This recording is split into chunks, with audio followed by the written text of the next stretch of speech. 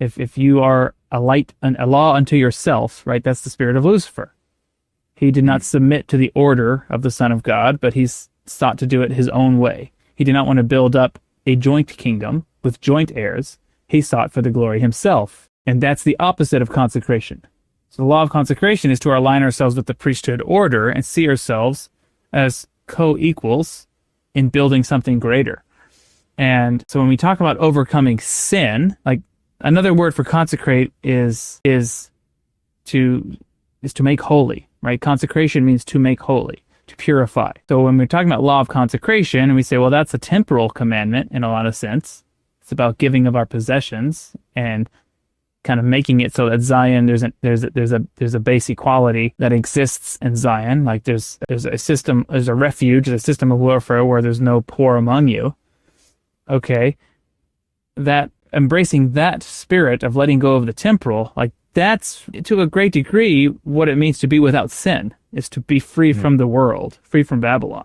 Because all the other types of sin, like spiritual sin, non-temporal sin, but spiritual sin, that's overcome by the atonement. Okay, like all of your shortcomings, you can repent and you can be clothed in the atonement of Christ, and those are as if they've never happened. But if you're in the spirit of the devil and you're seeking to build up a kingdom of your own that is separate from the kingdom of God, I mean, you're distancing yourself from that kingdom. There's nothing that can be done for you because you're placing yourself outside of his kingdom. So like, yeah, really overcoming Babylon, overcoming the temporal, it's really the harder challenge. And that's why Jesus said, it's harder for a rich man to enter the kingdom of God than, because I mean that's the young rich man, right? Like, oh, like I'm following the spiritual laws. Like I understand, I'm being obedient and stuff. So the only thing that was missing, like start being part of the kingdom now, temporally. And that's where a lot of people they can't grasp this. They can't get with the program on that. That's a hard thing for some to overcome. It is interesting too, because it's not simply just abstaining from the world, because there's a proper spirit to it, right? Well, and it's not, I mean, we, for instance, in the temple, we talk about the law of sacrifice, and that is incredibly important, but that's almost preparatory and like a stepping stone ultimately towards the law of consecration. You have to first learn to be able to sacrifice who you are and your will, that pride that you're talking about.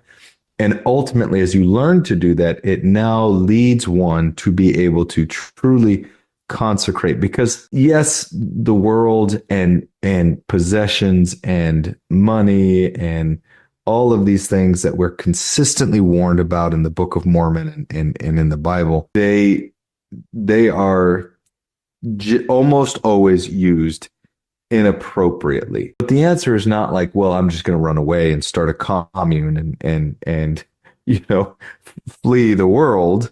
I am in favor of that idea, though. It's got a lot of appeal.